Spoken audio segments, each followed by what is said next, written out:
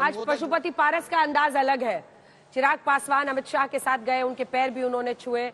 चाचा, लेकिन जिन्होंने एक वक्त पर भतीजे के ही साथ खेल कर दिया था। बहरहाल ये आप देख रहे हैं नीतीश कुमार, सम्राट चौधरी, एकदम लगातार ये जोड़ी बनी हुई है। बिहार का लगता है सबको अपना अपना प्रभारी बना दिया गया है। हालांकि जानकारी आ रही थी कि पीयूष गोयल को यह जिम्मेदारी दी गई है कि वो चंद्रबाबू नायडू से पूरी बातचीत करें, और इधर अश्विनी वैष्णव को जिम्मेदारी दी गई है कि वो नीतीश कुमार जेडीयू से पूरी बातचीत को आगे ले जाएं। लेकिन सम्राट चौधरी नीतीश कुमार के साथ लगभग साए की तरह आपको पिछले कुछ मिनटों से दिखाई दे रहे हैं। नीतीश कुमार को वहां पर अच्छा महसूस हो, उनको फील हो कि पूरा इंपॉर्टेंस दिया जा रहा है, इस सब का ध्यान रखा जा रहा है। इस बीच आपको तमाम सांसद जो वहां पर पहुंचे दिखाई दे रहे हैं। पशुपति पारस को आपने एंटर करते हुए देखा। ये वही चाचा हैं जिन्होंने एक वक्त पर चिराग पासवान के खिलाफ क्या नहीं किया। चिराग पासवान का उस मुश्किल दौर में जब उनके लिए, उनकी मां के लिए भी कई बातें कही गई, इन सब को लेकर वो बड़े भावुक होकर उन्होंने आज तक कोई इंटरव्यू दिया था और मुझे ये बताया था कि मेरे चाचा ने मेरे साथ ये किया है, मेरी कल्पना नहीं थी। मुझे लगा था कि चाचा कम से कम ऐसा नहीं करेंगे। मैं बहुत दिन तक इस पर भरोसा नहीं करता रहा, लेकिन घर आने के बाद जो मेरी बेइज्जती हुई, उसके बाद से देखिए वहां से वो नरेंद्र मोदी के साथ टिके रहे और शायद उसी का सिला आज मिल रहा है कि 5 की 5 सीटें जीतने के बाद वो, अगर हम बीजेपी के नजरिए से देखें तो एक बहुत क्लोज कॉन्फिडेंट के तौर पर आए हैं। पीएम का स्नेह भी उनको मिलता है और अंदर खाने, हालांकि वो कह रहे हैं कि कैबिनेट किसको मिलेगा ये पीएम का प्रोरोगेटिव है, लेकिन बार्गेनर अच्छे हैं। 5 सीट लेकर वो माने बिहार में, वैसे ही माना जा रहा है कि यहाँ पर भी कुछ ना कुछ उनकी झोली में जाएगा। ये सेंट्रल हॉल पुरानी बिल्डिंग में जिसे संविधान भवन कहा गया है, वहां पर आप देख रहे हैं ये नई संसद है। नई संसद इस नजरिए से मैं कह रही हूं कि ये 2024 की जो लोकसभा है उसमें सांसद आपको नए हैं। हालांकि बिल्डिंग ये पुरानी है। 2024 में जब आप कार्यवाही देखेंगे तो वो सब कुछ नई संसद भवन में होगा, लेकिन ये एनडीए की जो बैठक इस वक्त हो रही है संसदीय बोर्ड की, वो हो रही है पुरानी बिल्डिंग में, सेंट्रल हॉल में, और वहीं की तस्वीरें आप देख रहे हैं। कुछ ही देर में प्रधानमंत्री वहां पर पहुंचेंगे जिसमें पीएम को नेता चुना जाएगा। हिमांशु, कृपया जाके गेट नंबर 1 पर मेरे दाहिने तरफ देखिए, बिल्कुल जो है प्रधानमंत्री नरेंद्र मोदी को एनडीए का सर्वदलीय नेता चुनने जाने के बाद जो है वो तमाम एनडीए के घटक दल के नेताओं के भाषण होंगे। किस तरीके से जो है एनडीए की सरकार काम करेगी और कैसे एनडीए जो एकजुट भी है और एक इकट्ठा भी नजर आएगा और मजबूती के साथ दिखाई देगा। इसको लेकर एनडीए के तमाम घटक दल के नेता नीतीश कुमार, चंद्रबाबू नायडू, चिराग पासवान, एकनाथ शिंदे, जयंत चौधरी, अनुप्रिया पटेल, ये तमाम लोगों के छोटे छोटे भाषण होंगे। उसके बाद प्रधानमंत्री नरेंद्र मोदी जो है वो एनडीए के संसदीय दल को जो है वो संबोधित करेंगे और अपने संबोधन में बताएंगे कि उनकी सरकार का 5 साल का विजन क्या है। क्योंकि चुनाव से पहले प्रधानमंत्री नरेंद्र मोदी, अंजना, एक बात कहते रहे हैं कि अगले 5 साल का अगर उनकी सरकार का कोई एजेंडा है तो 2047 में भारत को विकसित राष्ट्र बनाना है और विकसित राष्ट्र बनाने के लिए जो है वो हर उनकी सरकार कदम उठाएगी, कड़े फैसले लेगी। जो भी फैसले लेने होंगे वो आज प्रधानमंत्री नरेंद्र मोदी का जो संबोधन होगा एनडीए के संसदीय दल के बैठक में, वो साफ झलकेगा कि उनके 5 साल के अंदर उनका विजन क्या है उनकी सरकार का। क्योंकि उन्होंने पहले ही जो है नतीजे आने से पहले अधिकारियों के साथ बैठक की थी और ये कहा था कि आप जाइए, 100 डेज का आपका एजेंडा क्या रहेगा आपके विभाग का और 5 साल का रोड मैप क्या है, इसको लेकर आप पूरा एक तैयार कीजिए अपने मंत्रालय का कामकाज का रोड मैप और उसको लेकर आइए। और मुझे लगता है प्रधानमंत्री की शपथ ग्रहण समारोह के बाद जो पहली कैबिनेट और काउंसिल ऑफ मिनिस्टर्स होगी उसमें सभी मंत्रियों को ये डायरेक्शन दिया जाएगा कि आप अगले 100 डेज में ये काम करेंगे और 5 साल आपका रोड मैप ये रहने वाला है।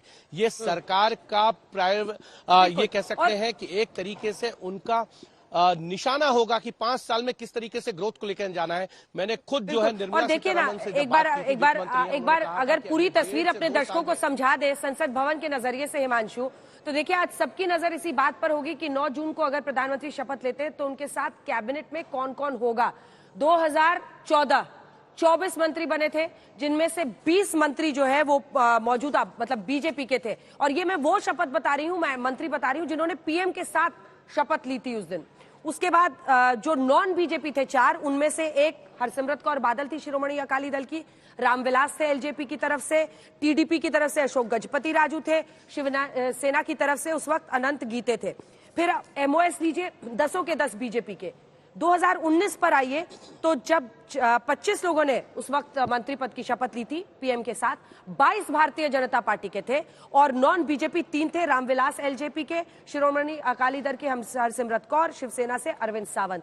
अब 2024 आते आते ऐसा हो सकता है कि जो पलड़ा झुका हुआ था बीजेपी की तरफ उसमें जरा कोर्स करेक्शन हो, और वो इसलिए क्योंकि जनता ने अपने वोट के जरिए इस बार मिलीजुली सरकार बनाई है।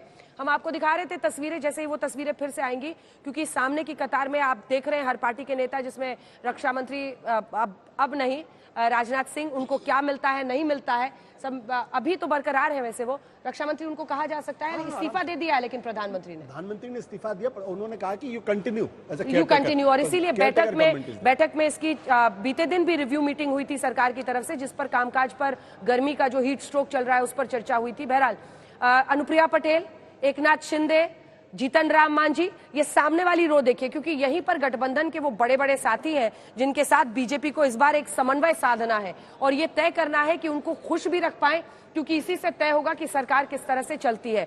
तो चाहे वो भारतीय जनता पार्टी के साथ टीडीपी हो, चंद्रबाबू नायडू हो, या फिर जनता दल यूनाइटेड की तरफ से, ये देखिए नितिन गडकरी के पहुंचने की तस्वीर है, कुछ देर पहले की तस्वीर है। अब नितिन बाबू अंदर पहुंच चुके हैं। इसी के साथ साथ चाहे वो टीडीपी हो, जनता दल यूनाइटेड हो, शिवसेना की तरफ से एकनाथ शिंदे पहुंचे हुए हैं। ये देखिए जनसेना पार्टी के पवन कल्याण, इनकी भूमिका बहुत बड़ी, और अब प्रधानमंत्री नरेंद्र मोदी वहां पर पहुंच चुके हैं।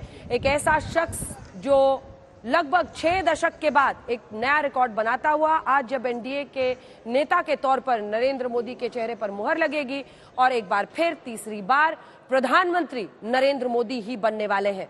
ये तस्वीरें हैं जब अब से कुछ ही देर में वो संसद भवन पहुंच रहे हैं। चंद्रबाबू नायडू, चिराग पासवान, नीतीश कुमार, एकनाथ शिंदे, ये सभी बड़े बड़े चेहरे जो एनडीए के हैं। एक वक्त पर इंडिया गठबंधन ने कोशिश की थी जो क्षेत्रीय शत्रप हैं उनके चेहरे लाकर कि देश में जनता उन पर भरोसा जताए, लेकिन वो 230 पर अटक गए और इधर 300 के आसपास का आंकड़ा 293 है। हालांकि कई इंडिपेंडेंट्स के साथ भी बीजेपी लगातार संपर्क में है और आंकड़ा 300 के पार बताया जा रहा है। बीजेपी अध्यक्ष जेपी नड्डा, राजनाथ सिंह सभी वहां पर मौजूद हैं। पीएम के लिए मुझे लगता है बीच में कुर्सी है। एक तरफ बीजेपी के सभी नेता हैं, उधर चंद्रबाबू नायडू, फिर नीतीश कुमार, फिर एकनाथ शिंदे, फिर चिराग पासवान, जीतन राम मांझी, अनुप्रिया पटेल, ये सभी जो साथी हैं गठबंधन के वो मौजूद है, वो बैठे हुए हैं। लगातार तीसरी बार भारतीय जनता पार्टी का अपने गठबंधन के माध्यम से सरकार बनाना एक बड़ी उपलब्धि है, इसमें कोई दो राय नहीं है। और मुझे लगता है पंडित जवाहरलाल नेहरू के बाद दूसरे प्रधानमंत्री हैं जिन्होंने लगातार 3 चुनाव जीतकर अपने बल पे सरकार बनाई। आशुतोष जी आप देखिए तो चाहे वो इंदिरा गांधी हो, वो भी तीसरी बार गई, हार गई। अटल बिहारी वाजपेयी हो, तीसरी बार गए, हार गए। मनमोहन सिंह थे, वो तीसरी बार चुनाव में गए, वो हार गए। और पूर्ण बहुमत के साथ बीजेपी की सरकार बनी नरेंद्र मोदी के नेतृत्व में। एक बहुत बड़ी, अगर उनके पूरे राजनीतिक सफर को आप देखिए, गुजरात भले ही बीजेपी 3 बार सीएम, 3 बार पीएम, देखिए भले ही बीजेपी अल्पमत में है, लेकिन ये पूरा का पूरा चुनाव एनडीए गठबंधन ने उनके नेतृत्व में लड़ा है। तो ये मानना पड़ेगा कि प्रधानमंत्री नरेंद्र मोदी ने एक नई उपलब्धि हासिल की और नया कीर्तिमान है। लेकिन आज की तारीख में उनके लिए बहुत बड़ी चुनौती ये है कि भाई वो कभी गठबंधन की सरकार उन्होंने नहीं चलाई और ना वो उनका स्वभाव उस तरीके से है। तो ऐसे वक्त में जबकि एक तरफ नीतीश कुमार हाथ पकड़ने खींचने की कोशिश करेंगे, दूसरी तरफ चंद्रबाबू नायडू उनकी टांग पकड़ने की कोशिश करेंगे। और चंद्रबाबू नायडू को जितना मैं जानता हूं, क्योंकि मैं यूनाइटेड फ्रंट की जब सरकार थी उसके कन्वीनर थे, हर बार दिल्ली आते थे और कोई ना कोई इकोनॉमिक पैकेज लेने की बात करते थे और अंदर आकर वो लगातार बार्गेनिंग और नेगोशिएट करने की कोशिश करते थे। अभी जैसे खबर आ रही कि अमरावती के निर्माण के लिए, नई राजधानी के लिए वो पैकेज चाहिए, उनके स्पेशल कैटेगरी पैकेज चाहिए। माना जा रहा है कि अमरावती जो ड्रीम प्रोजेक्ट है चंद्रबाबू नायडू का, वो एक नया, मतलब जैसे आपने बाहुबली पिक्चर में देखा होगा, माहिष्मती साम्राज्य, वैसा वो एक पूरा वहां पर नया कैपिटल बनाना चाहते हैं।